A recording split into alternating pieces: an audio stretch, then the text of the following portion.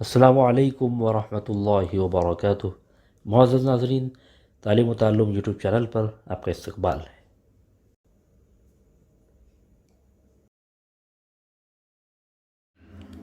سلسلہ نمبر 36، سوال نمبر 1، حجر اسود کے سلسلے میں ہونے والے اختلاف میں قریش کس کو حکم بنانے پر متفق ہوئے؟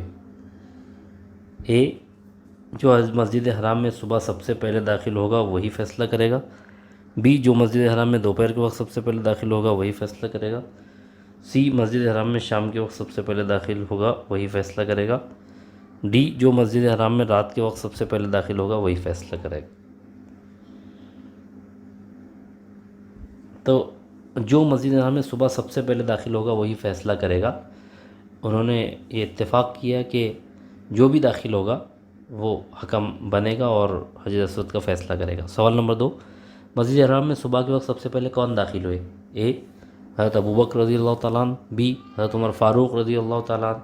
سی، حضرت عثمان رضی اللہ تعالیٰ عنہ۔ ڈی، ہمارے نبی حضرت محمد صلی اللہ علیہ وسلم۔